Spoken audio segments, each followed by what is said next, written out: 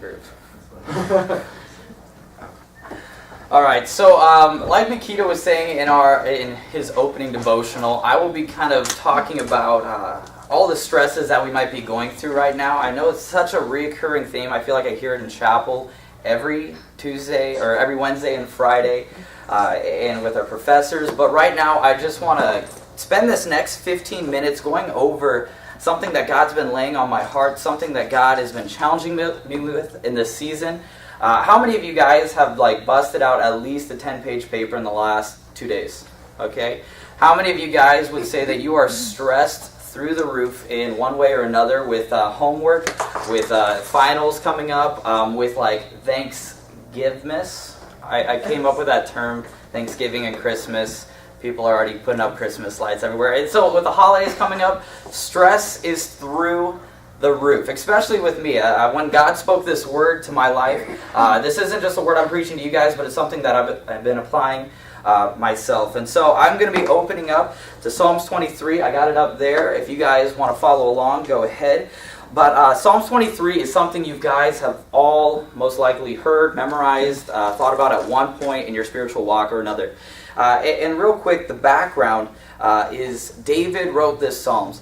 And he didn't write this psalm when he was king. He didn't write this psalm after he just killed Goliath. He wasn't at his height, but rather he was in a cave running from Saul, who was trying to kill him. You guys all know the story. Saul became jealous of David and was trying to kill him because he was feeling like he was threatened by his presence in getting the throne. And so David is in a cave, hiding from Saul, writing this psalm. So follow along. I'm just going to read the first part. Follow along. So, the Lord is my shepherd. I shall not want.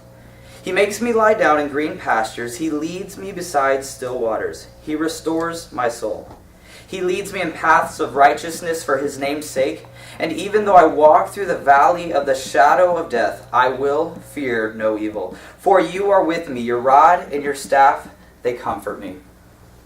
So right away, the first thing that I loved about this verse is right in the beginning. The Lord is my shepherd.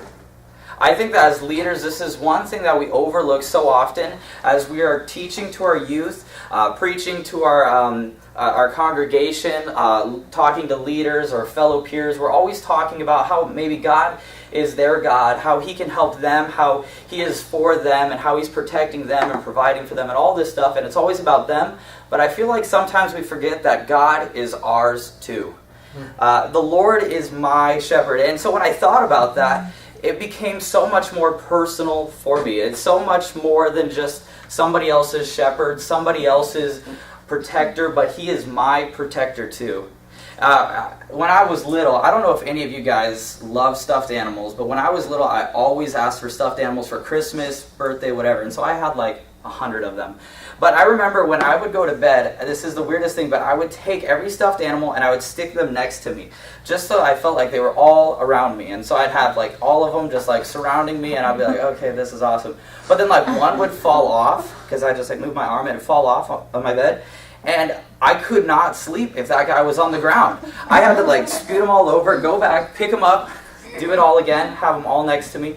And I had to have all of them around me. And God, as disturbing as that might seem to you guys are thinking I'm really weird, but that's kind of the same way God is with us. We see that with the sheep.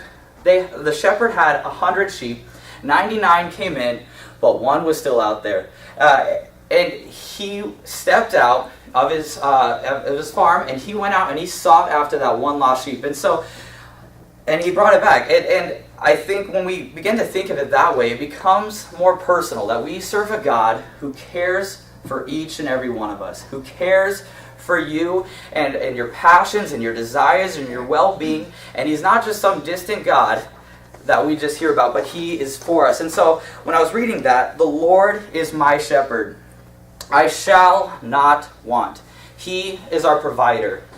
Want is to lack what one needs. Want is to lack what one person needs. And the Lord provides so that we shall not want.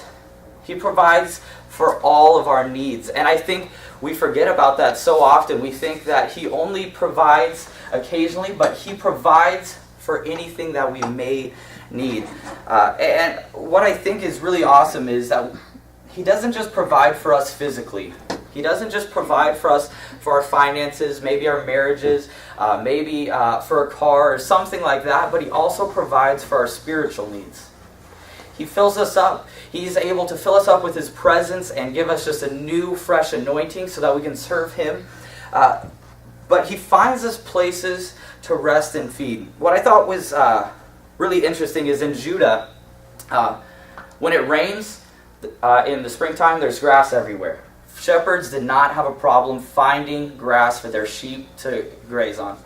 But during the winter time, it wouldn't rain as much, and so there were only patches of grass everywhere. So it became much harder to find food. Shepherds then had to be strategic in planning ahead and thinking ahead to where they were going to be taking their sheep next.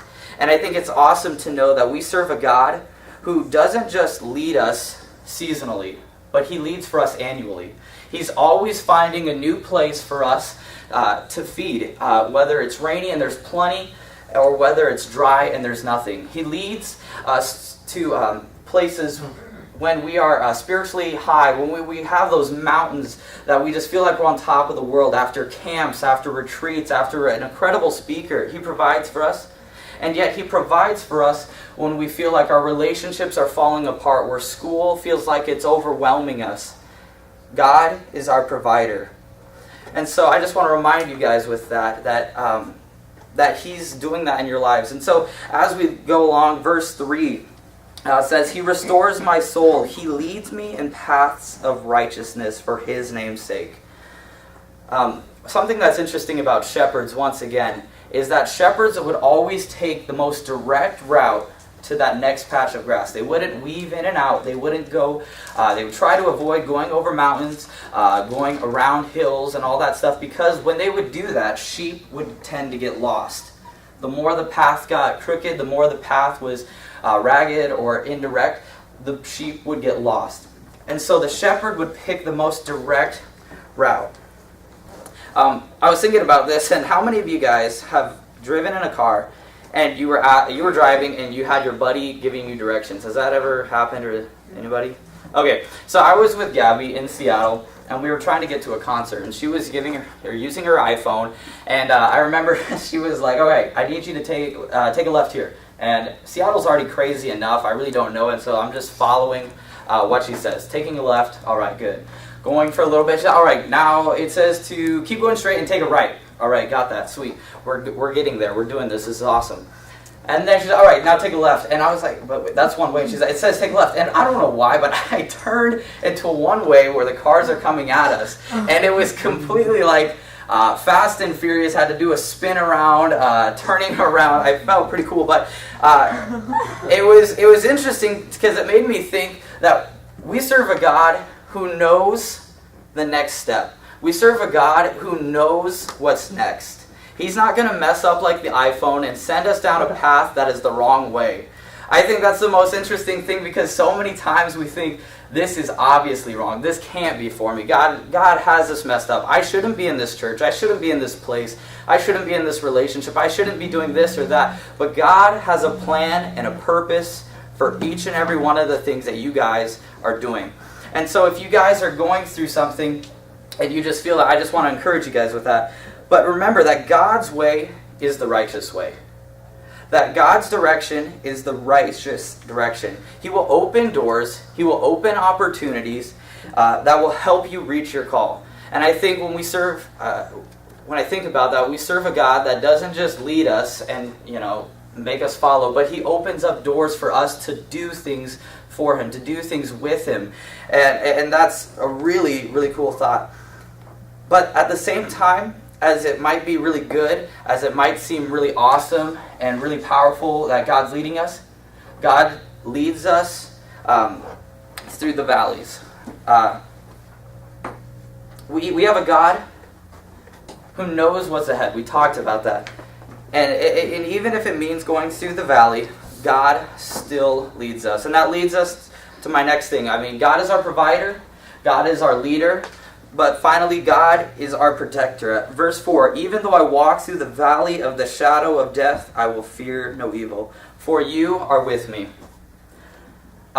In Judah, once again, I was so intrigued by all the little things David was comparing, because David was writing this in Judah, so all the little things that he was saying this with. But in Judah, the valley isn't just like some pretty place. I think of the valley down in Salem, Oregon. It's like beautiful, there's like grass, it's green, it's you just want to be there. The valley in Judah is quite the opposite. You would not want to be taking your sheep through there, because there were bandits, there were wild animals that could kill your flock. There were potential flash floods or mudslides that could happen at any time. And so if you're a smart shepherd, you really wouldn't want to take your sheep through the valley. But God still takes us through that direct path. And that just made me think, what are our valleys? What are the valleys that you guys are going through today? Once again, you guys might think it's like relationships. It might be your finances. It might be your grades. It might be even your walk with God. We all go through valleys. But the encouraging thing is that even though the walk is continual, God had won. Christ had defeated death. So many times we think that the valley of the shadow of death, death conquered, or death is over us. The situation has beaten us. It's over us, and it has taken hold of our entire life. But that is false, because it says it's the shadow of death. Christ had defeated death. Christ defeated whatever hardship you're going through. Christ defeated any pain that you might be experiencing. Christ had conquered all that. And I think it's awesome that He leads us through it. He doesn't just take us there and then walks away. But Christ, it's a continual walk that He asks us to follow Him. To follow Him through the valley, to follow Him through the hardship, to follow Him through your trials, whatever it might be, to follow Him. And He protects us through all of this. The last little part is, your rod and your staff, they comfort me. It's nice to know. I was talking with Zach. I wish he was here. I was talking with Zach, and I feel like sometimes we always think of God or Jesus just as some guy that is only ever talking about love. He only hangs out with children, and he's just almost weak. But at the same time, we serve a God who protects us. If something is coming against us, He doesn't just let it beat us up. He's got that rod in His hand for that wolf that is coming to devour you. And He will club that thing. He will protect you of whatever it might be. God is on your side. God is for you. And God is protecting you. He is not against you.